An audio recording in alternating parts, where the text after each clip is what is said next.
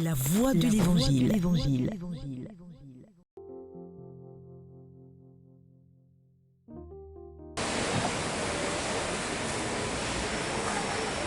Je me ressouviendrai de mon alliance, celle que j'ai conclue avec toi au temps de ta jeunesse, et j'établirai pour toi une alliance éternelle. Ainsi tu te souviendras, tu seras couverte de honte, et dans ton déshonneur, tu n'oseras pas ouvrir la bouche quand je te pardonnerai tout ce que tu as fait, oracle du Seigneur.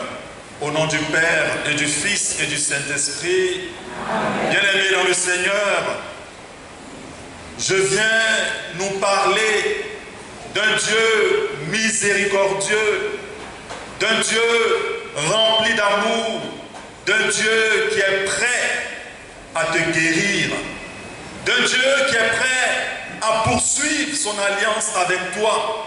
Comme nous l'avons suivi dans la finale de la première lecture, Dieu va se ressouvenir de toi.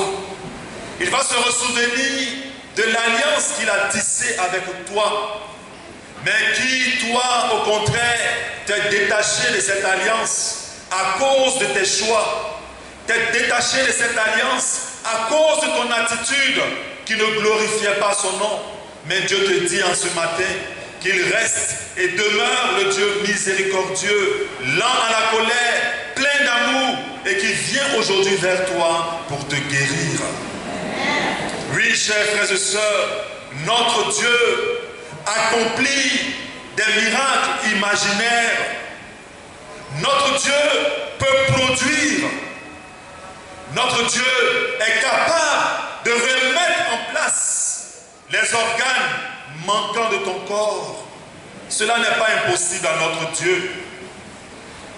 Dans le corps de l'homme, Dieu peut toujours agir grâce à sa divine puissance créatrice. Il faut dire à ton voisin, Dieu est puissant. Et en le disant avec conviction, tu déclenches en même temps quelque chose dans ta vie. Moi, je ne suis pas le genre de prêtre qui aime flatter avec les mots. Ce que je t'ai dit dépend de ton attitude.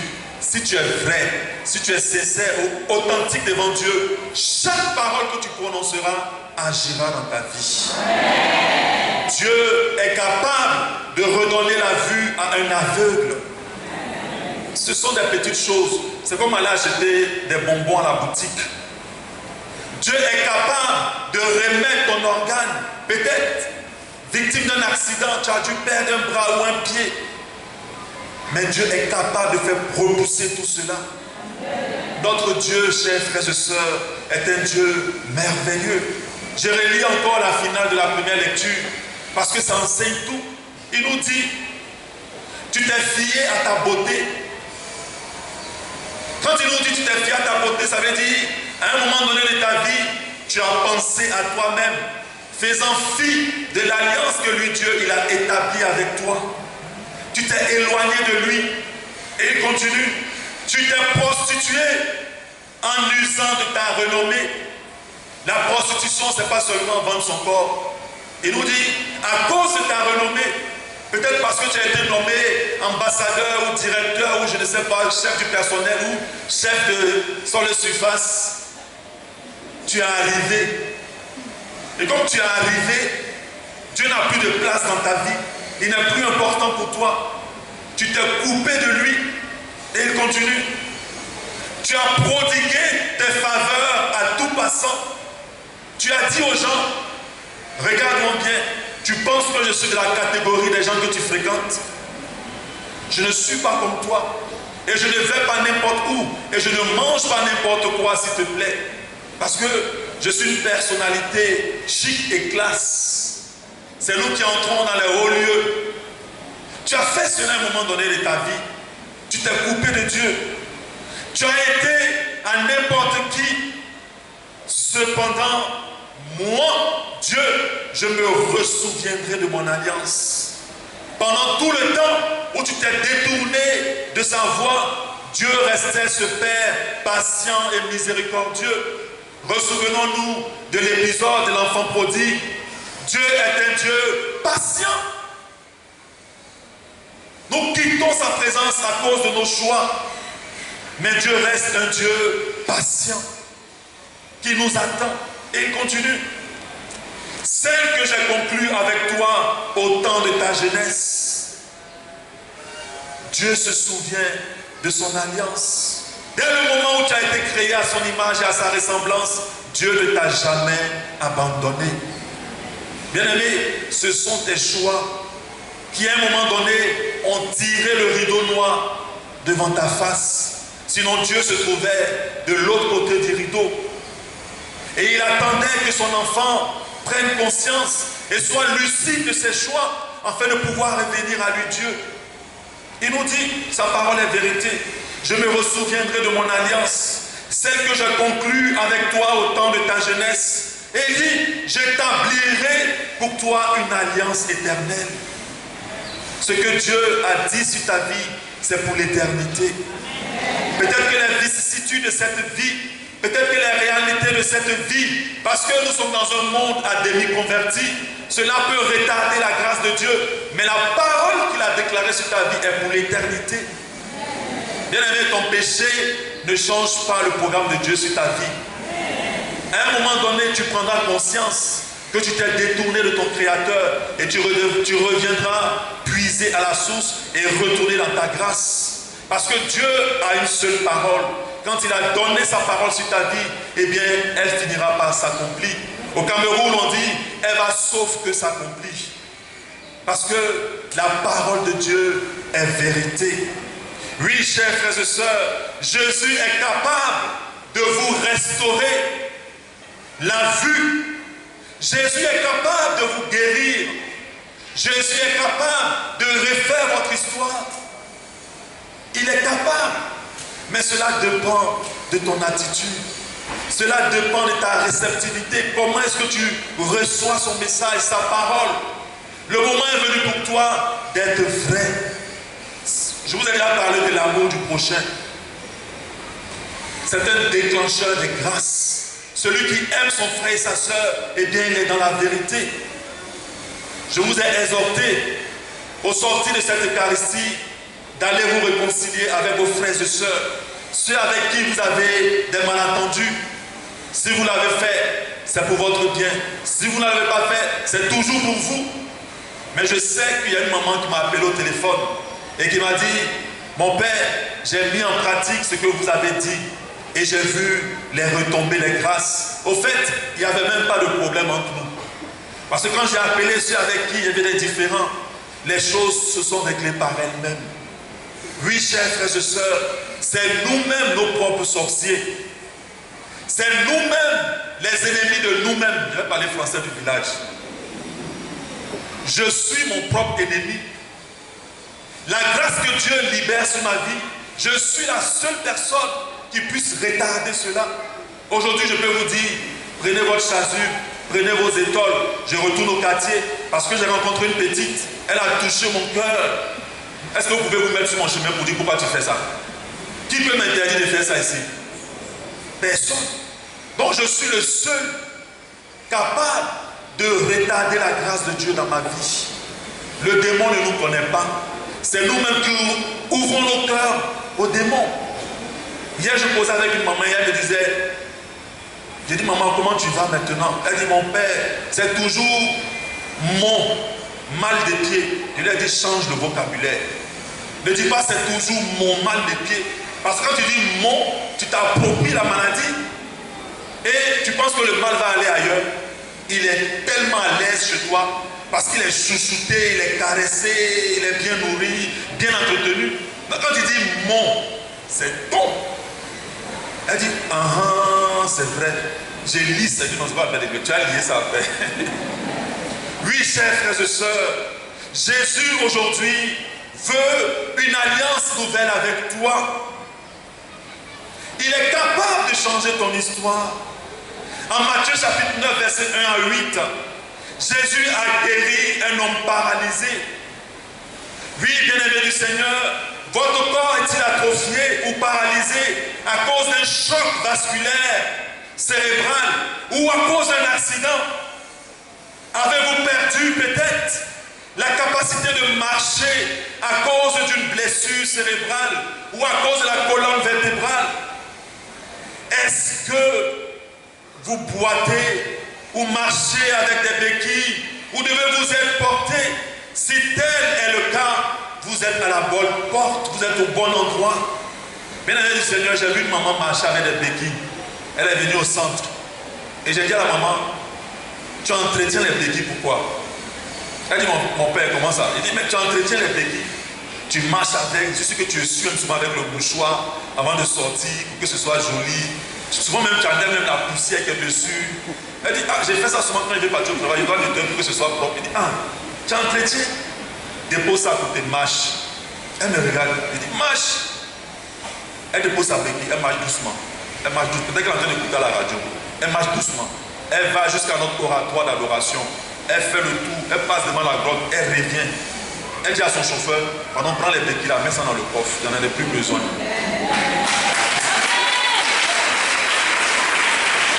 Avec Dieu, les choses sont simples. Mais c'est nous-mêmes qui pensons que c'est compliqué de nous approcher de Dieu. Mais c'est ton attitude qui fait que tu penses que Dieu est loin de toi. Convertis-toi. Sois vrai dans ta relation avec tes frères et sœurs. Aime ton prochain et tu verras qu'avec Dieu tout est facile. Il nous a tout donné. Nous avons tout reçu. Mais c'est nous-mêmes qui ne savons pas profiter et entrer dans ces bénédictions, chers frères et sœurs. Oui, amen, mon petit. Jésus vous aime. Et il a été présent avec vous dans tous vos ennuis. Jésus vous aime. Qui pense que le Seigneur ne l'aime pas ici? Peut-être à cause de son péché ou à cause de sa mauvaise vie. Les gens qui étaient dans l'entourage de Jésus, il y avait toujours des bandits, des prostituées, des alcooliques. Tous ces gens-là marchaient avec Jésus. Qui vous a dit que Jésus ne vous aime pas? Jésus nous aime, chers frères et sœurs. Et il est prêt à faire du chemin avec nous. Il connaît tes souffrances. Il connaît tes souffrances physiques et émotionnelles. Jésus sait cela. Il le sait. Il sait tout l'argent que vous avez dépensé en essayant de vous rétablir. Il le sait. Il ressent votre amertume. Il vit cela chaque jour avec vous. Il ressent votre tristesse plus que vous-même. Jésus le sait, chers frères et sœurs. Ne perdez pas espoir, car en Jésus, ici et maintenant, il peut transformer votre situation. Il peut transformer votre situation grâce à son pouvoir et à sa puissance créatrice. Parce que vous avez été créé à son image et à sa ressemblance. C'est lui qui détient le disque dur de votre vie et il est capable de tout refaire à zéro. Il y a un chant qui dit: tu peux naître de nouveau, tu peux tout recommencer, balayer, aidez-moi, ta vie passée et repartir à zéro, chante ce chant avec foi et conviction. Avec Jésus. Oui, bien-aimé, tu peux repartir à zéro avec Jésus pour berger. Il repartit à zéro. Il repartit à zéro. Avec Jésus pour berger. Souvenez-vous que Lazare qui était mort depuis 4 jours a été rétabli. Qu'est-ce qui est impossible à Dieu? Qu'est-ce qui est impossible à Dieu? Il a rétabli Lazare. Sa sœur a dit quoi? Seigneur, il sent déjà. Mais le Seigneur a dit, c'est mal de connaître. Le senti là même là. Là où on s'en va prendre et puis ça sent bon là, moi je connais. Et il a rétabli Lazare. Et leur a dit, délivre-le. Oui, chers frères et sœurs, qu'est-ce qui est impossible à notre Dieu? Ce ne sont pas nos petits bobos, nos petites maladies, mais c'est parce que nous ne savons pas toucher le cœur de Dieu avec l'amour. Si tu aimes ton frère et ta soeur, bien-aimé, tu toucheras le cœur de Dieu. Mais si tu viens chauffer les bancs de l'église et que ton cœur n'est pas converti et que ton cœur n'accepte pas ton frère et ta soeur, tu peux toujours chauffer les bancs de l'église. Tu vas toujours chauffer les bancs de l'église. Parce que Dieu regarde en toi l'amour que tu as pour ton frère et ta soeur. Et à travers cela, il déverse en toi des flots de grâce. Ce n'est pas de courir après les exorcistes ou les charismatiques. Ce n'est pas là que Dieu nous attend. Dieu nous attend dans l'amour pour nos frères et sœurs. Parce que Dieu lui-même, il est amour. Et quand je dis souvent à mes chrétiens, dans le royaume des cieux, entreront dans le royaume des cieux que les vrais amoureux, pas vos amoureux, amourettes de cette terre, où on vous ment matin, midi et soir. Ce n'est pas ça, il ne s'agit pas de cela. Il s'agit de l'amour agapé, le véritable amour, où je suis capable de me dépasser pour mon frère et pour ma soeur. Il s'agit de cet amour où il n'y a pas d'intérêt. Cet amour gratuit. Commence par vivre l'amour. Et tu verras comment le Seigneur va agir et comment il sera présent dans ta vie, dans ton histoire, bien-aimé du Seigneur. Je vais vous donner un témoignage que j'ai reçu récemment. C'est un témoignage tout simple, mais ce témoignage m'a beaucoup édifié. Et j'ose croire que en ce rendez-vous de la miséricorde, un enfant de Dieu peut-être sera touché par ce petit témoignage. Il s'agit de Charles. Charles nous dit qu'un peu plus de 4 mois s'étaient écoulés depuis qu'il a donné sa vie à Jésus.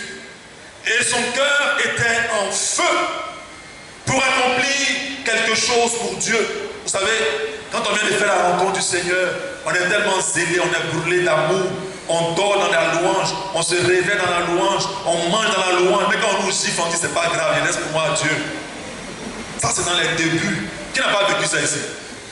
Qui n'a pas fait cette expérience-là? Où Dieu est comme le miel dans la bouche. Tout le monde a fait cette expérience, non? Où Dieu est doux. Et donc notre frère Charles, tellement zélé pour Dieu, il dit, je veux faire quelque chose pour Dieu de tout mon cœur. Et le Seigneur a placé un bon ami chrétien dans sa vie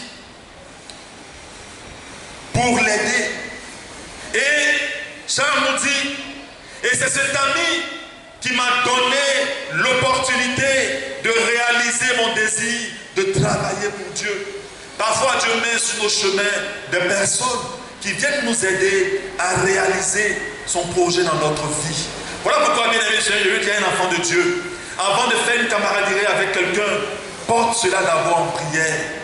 Seigneur, je viens de rencontrer telle personne, mais si cette amitié ou si cette relation est susceptible de me couper de toi, pardon, éloigne-moi de cela. Mais si cette relation ou cette amitié va me rapprocher de toi, que ton nom soit béni. Et donc notre frère Charles fait la rencontre d'un de ses amis, et celui-ci sera vraiment celui qui va le pousser à aller au bout de son projet, de son désir, de travailler pour Dieu. Et il dit, il m'a donné des pamphlets d'évangile à distribuer, c'est-à-dire des petits versets bibliques, si vous voulez, on appelle ça les pains de vie, où on écrit souvent des références pour les méditations. Il dit qu'il lui a donné cela pour distribuer aux gens. Et ces pamphlets indiquaient le plan du salut.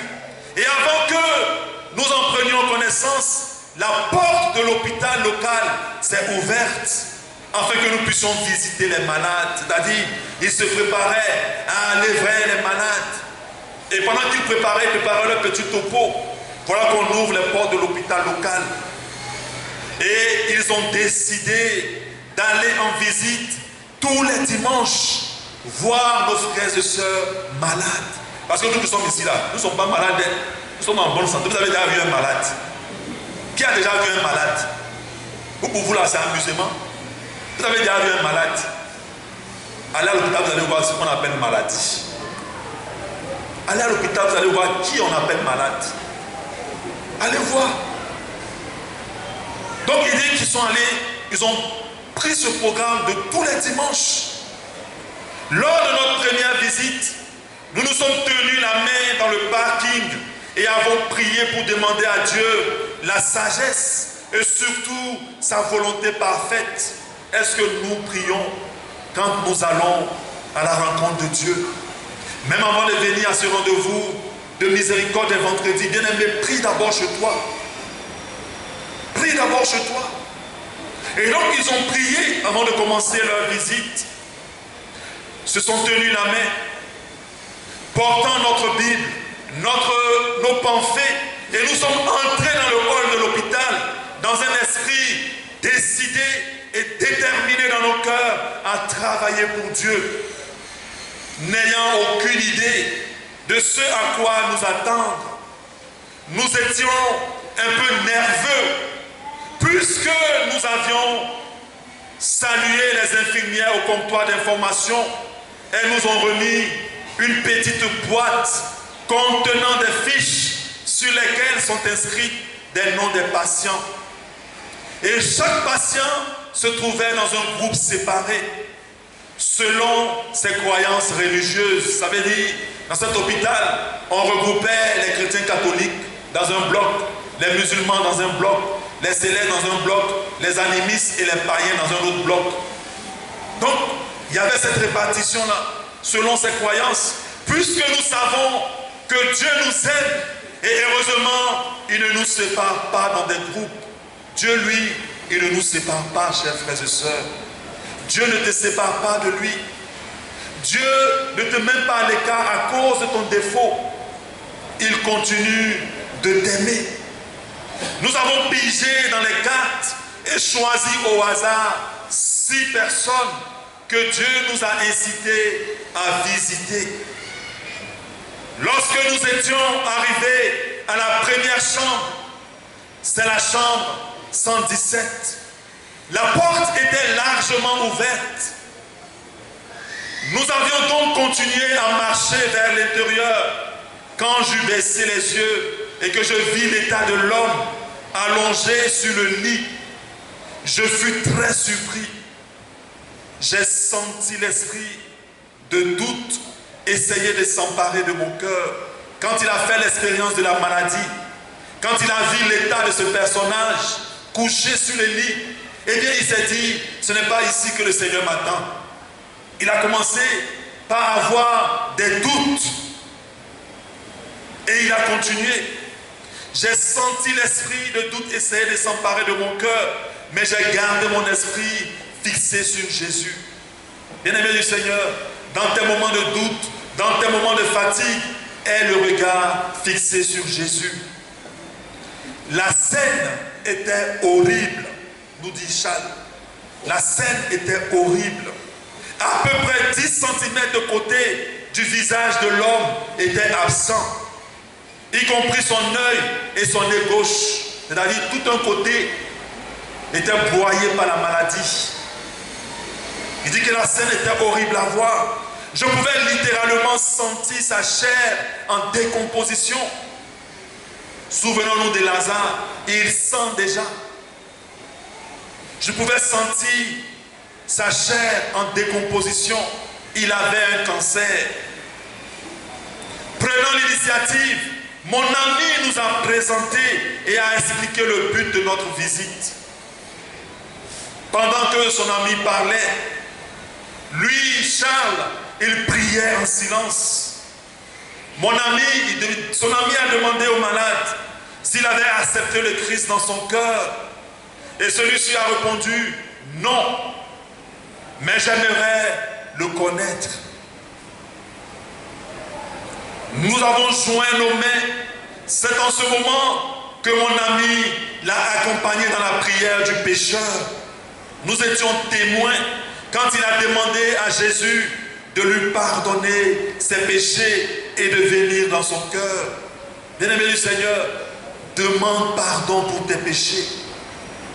Humilie-toi devant sa présence. Implore sa miséricorde pour toi. Et des larmes coulaient sur notre visage.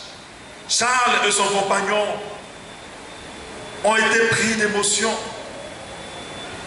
Pendant qu'ils adoraient Dieu, et qu'il se réjouissait, il pleurait de joie. Et après avoir quitté la pièce, nous avons été confrontés par une infirmière qui affirmait que nos intentions étaient nobles. Toutefois, elle nous a conseillé de ne pas nous nourrir d'espoir. Là où les hommes ont dit qu'on ne peut plus rien faire pour toi, bien-aimé, Dieu fera. Dieu le fera. Et donc, elle disait à Charles, son ami, un peu le français terre à terre, vous perdez votre temps. On ne peut plus rien faire pour lui. Il est à la phase finale. Il attend juste que son souffle lui soit enlevé, arraché.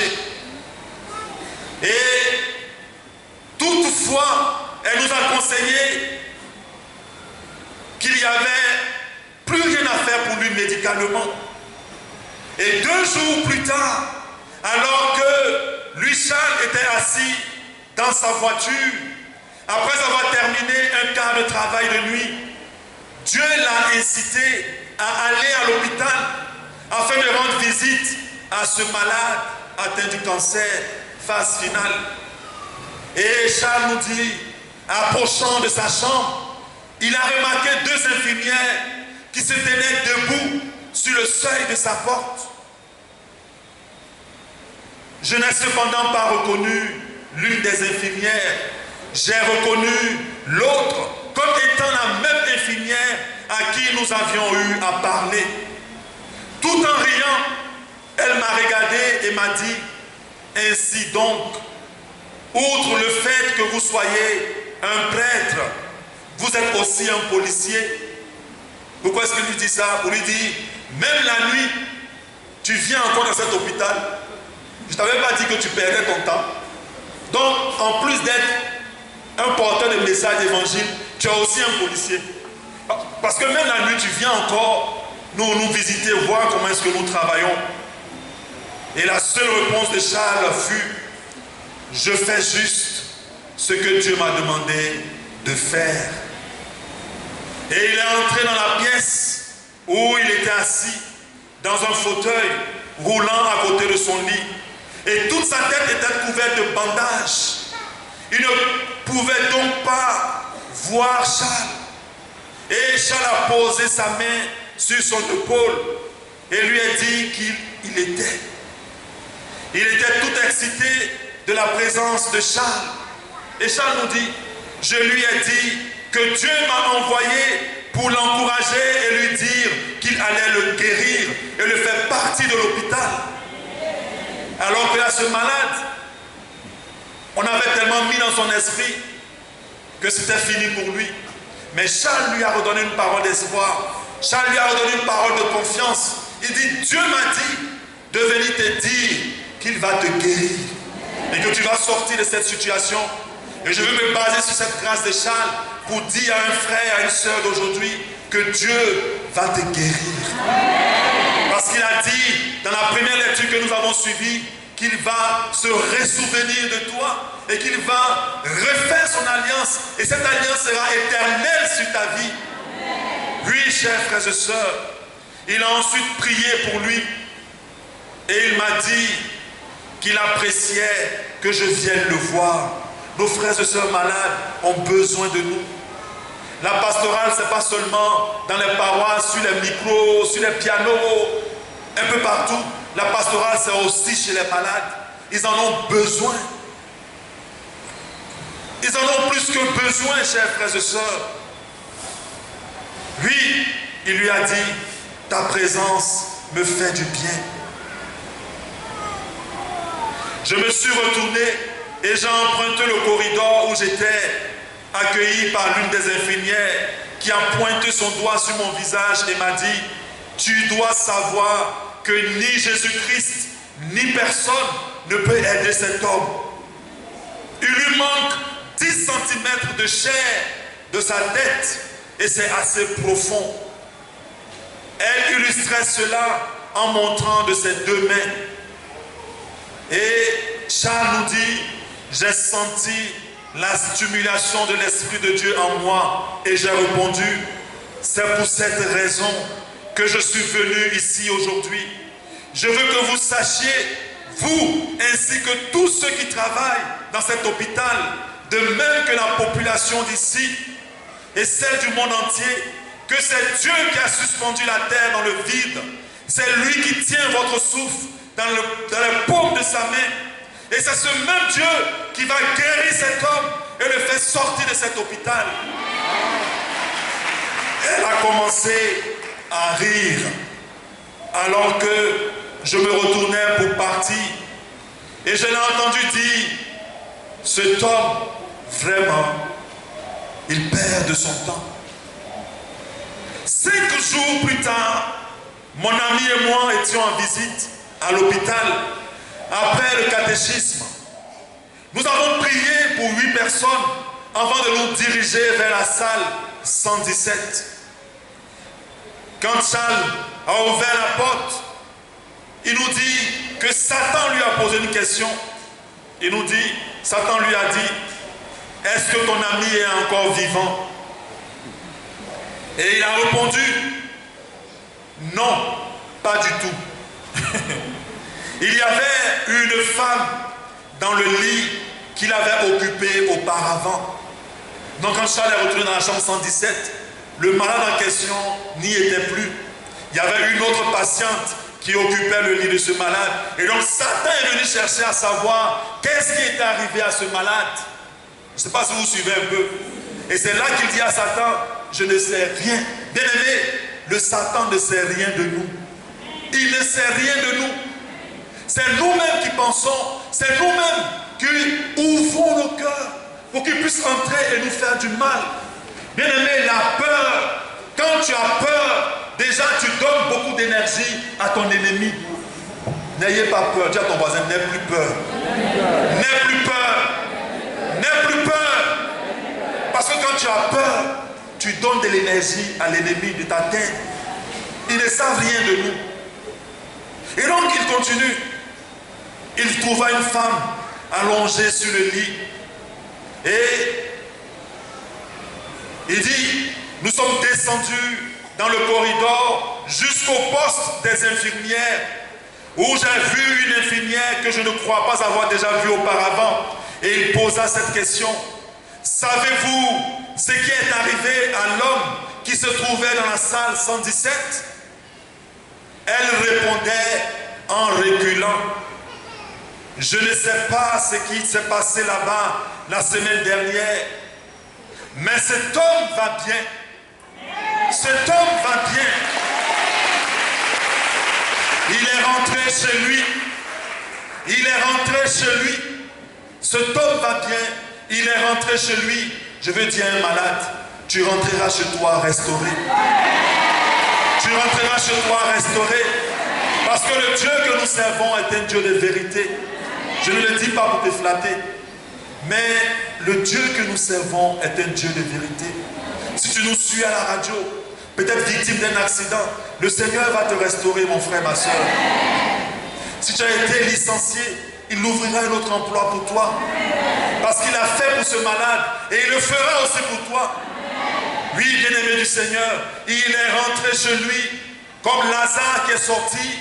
Il est rentré chez lui. Oui, bien-aimé du Seigneur.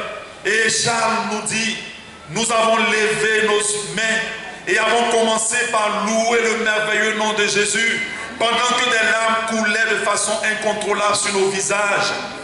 C'est pas fini. Le Seigneur dit quoi? Il met toujours la honte sur ceux qui refusent de croire à sa parole. Et donc, en quittant l'hôpital, Dieu m'a parlé alors que nous approchions de quelques fenêtres du corridor en disant, regarde par la fenêtre.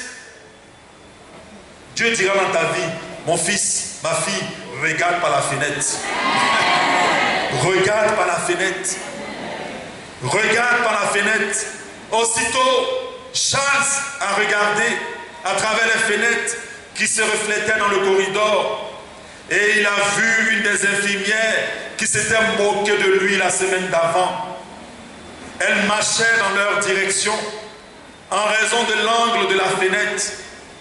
Il nous était possible de la voir, mais elle ne nous voyait pas. Dieu fera en sorte que tes ennemis ne te voient pas, mais que toi tu les vois. nous voyait pas. Puisque le corridor où nous étions créait un T avec le sien, nous nous sommes rencontrés. Nous nous sommes rencontrés. Lorsqu'elle nous a vus, elle a couru aussi vite qu'elle le pouvait en sens inverse. Ils vont courir devant toi. Ils vont courir devant toi. Ils vont courir devant toi. Ils vont courir devant toi. Parce que Dieu dit qu'il veut établir une alliance nouvelle avec toi. Tous ceux qui ont mal parlé de toi vont courir devant toi. Elle a couru aussi vite qu'elle le pouvait en sens inverse. Mes yeux ont rencontré les yeux de mon ami et nous avons éclaté de rire en magnifiant le nom de Jésus. Toi aussi, tu vas éclater de rire en magnifiant le nom de Jésus. Bien-aimé du Seigneur, mais cela va dépendre de ton attitude. Convertis-toi. Convertis-toi. Convertis-toi. Sois vrai. Aime ton frère, aime ta soeur, et tes ennemis courront devant toi. Au nom du Père, du Fils et du Saint-Esprit.